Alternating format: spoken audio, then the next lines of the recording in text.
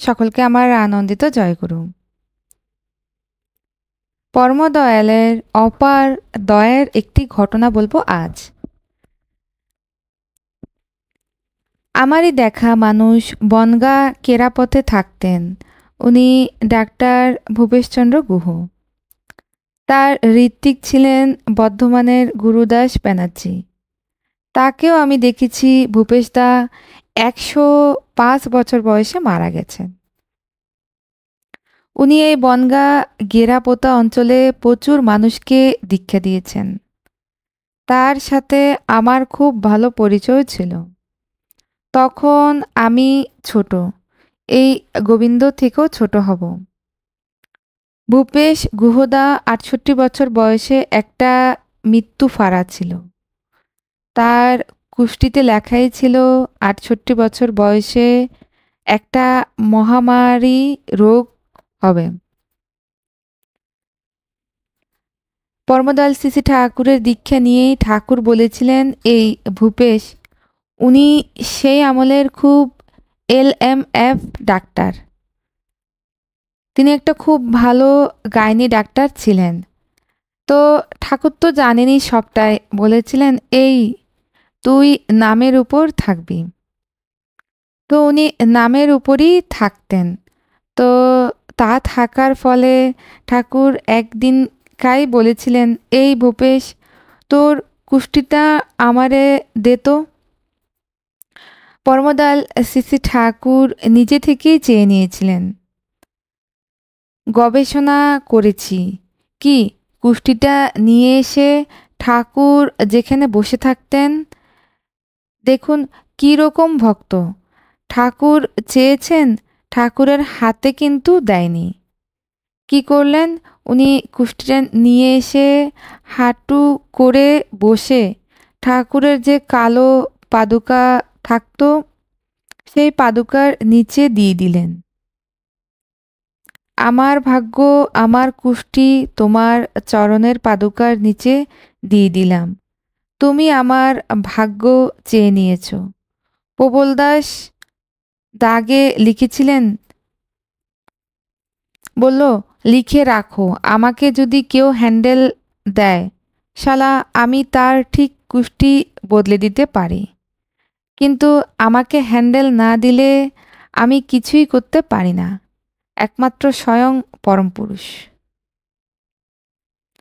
ভাগ্য বিধাতা যিনি, তিনি পারেন আমাদের কর্মফল গ্রহণ করতে। তিনি একমাত্র পারেন আমাদের কর্মফল খণ্ডন করতে। তিনিই পারেন আমাদের সমস্ত জন্ম জন্মান্তরের পাপ তাপ যা কিছু ব্লটিং পেপারের মতো শুষে নিতে। এটা কিন্তু আর কেউই পারে না।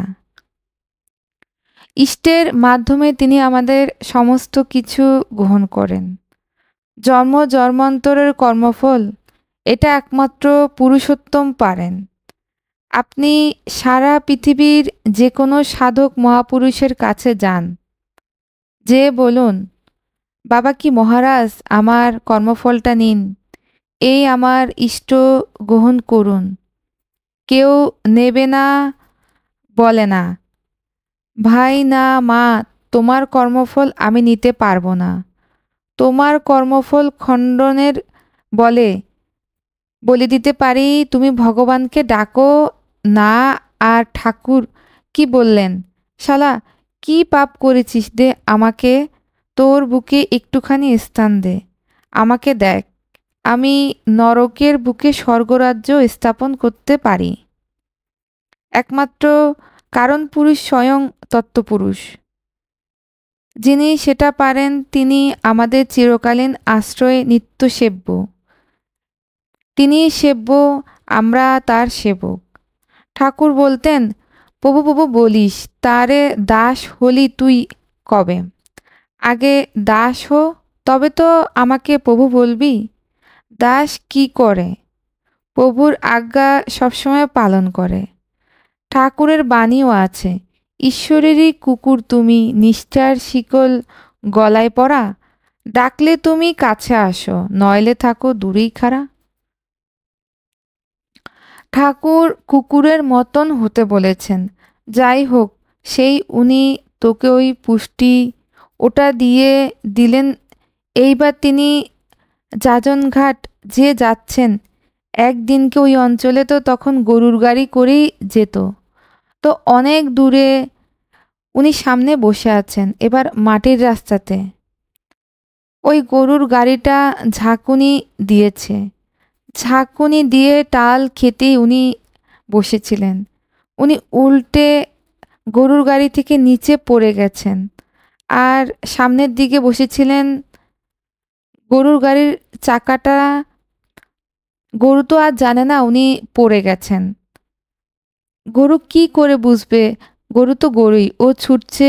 এইবার উনি পড়ে গেছেন আর ওনার বুকের উপর দিয়ে গরুর গাড়ির চাকাটা চলে গেছে। একটা মট করে আওয়াজ হয়েছে। কোনো রকম দারোয়ান গাড়ি ফিরে থামে। এই পড়ে গেছে, ভূপেশ পড়ে গেছে বলে সবাই দেখছে। ভূপেশের তো জ্ঞানই নেই। এবার যাই হোক, ধরাধরি করে ওখান থেকে নিয়ে এসে সংক্ষেপে বলি ওনাকে কলকাতা পিজি হসপিটালে নিয়ে যাওয়া হলো। তখন ওনার ভাইপো সেখানে ডাক্তার এসে দেখে, আরে বাপরে, কাকার তো জ্ঞানই নাই, ফেল ফেল করে চেয়ে আছে। বুকের এক্সরে করলো। তখনকার মতো করে দেখি সব হাড্ডির, বুকের পাশ, মাজা সব ভেঙে গেছে। কি হবে? মেডিকেল বোর্ড বসলো। জ্ঞান নাই তো জ্ঞান নাই, ওই মাঝে মাঝে কোরামিন ইঞ্জেকশন মারে আর কি বুঝে পাচ্ছে না কি ট্রিটমেন্ট করবে। 3 দিন বাদে হঠাৎ ভূপেশ গুহ চোখ মিলে তাকালেন। তাকিয়ে দেখছেন এটা কোথায় আসলাম আমি। আমি দেখছেন ওর ভাইপো দাঁড়ায় আছে, বলছে, আরে আমাকে নিয়ে কোথায় এসেছিস? বলে, কাকা এটা তো হসপিটাল, কলকাতার হসপিটালে তুমি এসেছো বলে সে কি আমি এখানে আসলাম? কি করে? বলে, তুমি জানো না কি হয়েছিল তোমার? আমি তো গরুর গাড়িতে ছিলাম, সেখান থেকে পড়ে গিয়েছিলাম বলে। তখন তুমি কি করেছিলে জিজ্ঞেস করলো। তখন তো আমি নাম করছিলাম বলে পড়ে যাওয়ার পরে কি করলে? বলে তখনও নাম করলাম। বলে তারপর কি হলো? তারপর মনে হলো বুকের উপর দিয়ে কি যেন একটা চলে গেল। তখন তুমি কি করছিলে? বলে তারপরও নাম করছিলাম। তারপর কি হইল? বলে তারপর আমি তো জ্ঞান হারাইলাম। তখন কি করছিলে? বলে নাম করতে করতেই জ্ঞান হারাইলাম। এইবার সেই ভাইপো বুঝল যে কিসে ওকে রক্ষা করেছে। সব প্রবৃত্তির অত থাকে, ইষ্টকার্যে লয়ে, সেই তো সন্ন্যাসী, সেই তো যোগী, কাল নত যার ভয়ে। মহাকালের বাবার ক্ষমতা নাই, তার কোল থেকে তার সন্তানকে ছিনিয়ে নেয়। এবার যথারীতি আবার এক্সরে করা হলো। দেখা গেল ওই যে পাজরা মাজরা ভেঙেছিল, ওর কোনো চিহ্নই নাই। তাকে হসপিটাল থেকে ছেড়ে দেওয়া হলো। এইবার উনি ঠাকুরের কাছে গেছেন। ঠাকুর ওনাকে দেখে মিচকি মিচকি হাসছেন। হেসে উনি তো সব ঘটনা ঠাকুরকে বললেন। বলার পর ঠাকুর বললেন, ওইখানে গিরিশচন্দ্র কাব্যতীর্থ বলে একজন পণ্ডিত ছিল। ঠাকুর ওনাকে রেখেছিলেন, উনি সমস্ত পাঁচি পুঁতি দেখতেন আর খুব ভালো জ্যোতিষীও ছিলেন। তো উনি শোনার পর এবার যখন ভূপেশদা বেরিয়ে এসছে, তখন ভূপেশদাকে বলছে, এই ভূপেশ, তোমার কুষ্টিটা আমাকে দেখাও তো। এই বলে, কুষ্টি তো আমার কাছে নাই। বলো কোথায় আছে? কুষ্টি অনেকদিন আগে ঠাকুর আমার কাছে চেয়ে নিয়েছিলেন। বলে তাই নাকি? হ্যাঁ। চেয়ে নিয়ে কি করেছেন? বলে আমি তো কুষ্টি, আমার কুষ্টি ওই পাদুকার নিচে দিয়েছি। আমার ভাগ্য উনার পাদুকার নিচে দিয়েছি বলেই এটা কাজের কাজ করেছো, ওই জন্যই তুমি বেঁচে গেছো। আসো তো আমার সাথে এইবার। উনি ভূপেশদার নতুন করে আবার কুষ্টিটা বানালেন। বানিয়ে বলছেন, তুমি তো মারা গেছো। হ্যাঁ, তুমি তো বেঁচে নেই। ওই তখন তার ওই ৬৮ বছর চলছে। ৬৮ বছরের যে মৃত্যু ফাঁড়া, তিনি তো জানেন। কিন্তু তার ওই মৃত্যু ফাঁড়াটাকে খণ্ডন করে দিলে এইবার, এরপরে এই ভূপেশ গুহদা ১০৫ বছর বেঁচে ছিলেন। আর তাকে ঠাকুর নাম করার অভ্যাস কীরকম করিয়েছিলেন জানেন? ওর গ্রামের দুজন গুরুভাই এসে ঠাকুরের কাছে বলছে, ঠাকুর আমার বাড়িতে শকুন পড়েছে, শকুন শকুন শকুন। শকুন পড়েছে বলে সবাই মহা অমঙ্গল হবে, এবার আমি কি করব? ঠাকুর বলছে, কিচ্ছু করতে হবে না। ওই সকালে ভোর সূর্যোদয় থেকে সূর্যাস্ত পর্যন্ত বাড়িতে নাম যজ্ঞ করো, তোর সব ঠিক হয়ে যাবে। তাই বলে নামযজ্ঞ কাকে দিয়ে করাবো? এই বললে ভূপেশকে নিয়ে যা। এই ঘটনার আগে এইবার ভূপেশকে বলছে, ভূপেশ, ঠাকুর তো বলেছেন নাম করতে বললে সর্বনাশ, আমার দ্বারা হবে না। ভূপেশ বলেছে, আমি তখন ৫ মিনিট নামে বসতে পারি না, এত অধৈর্য লাগে, অস্থির লাগে। তখন ওরা বলছে যে ঠাকুর, ভূপেশ তো রাজি হচ্ছে না কিছুতেই। বলছে, ওরে নিয়ে যা। বারবার একরকম বলার পরে এইবার ভূপেশদা চিন্তা করছে যে ঠাকুর যখন বলেছে নিশ্চয়ই কিছু একটা ব্যাপার আছে। এবার ভূপেশ বলছে, ঠিক আছে, ১ মাস আমাকে সময় দাও, ১ মাস বাদে তোমাদেরকে বলবো। ঠাকুর বলছে, কি রে, কি বলবো? বলছে, ভূপেশদা ১ মাস সময় দিতে, ১ মাস বাদে বলবেন বলে ঠিক আছে। এবার যা কাম হয়ে গেছে, এবার ভূপেশদা কি করছে এই ১ মাস ধরে? ওই ঠাকুরের আজ্ঞা পালন করার জন্য। এই যে ভালোবাসার টান, কর্মে আনে সফলতা, জীবনে উত্থান। এই ঠাকুরের প্রতি নির্দেশে, ঠাকুরের প্রতি ভালোবাসায় উনি বাড়িতে নাম অভ্যাস শুরু করে দিলেন।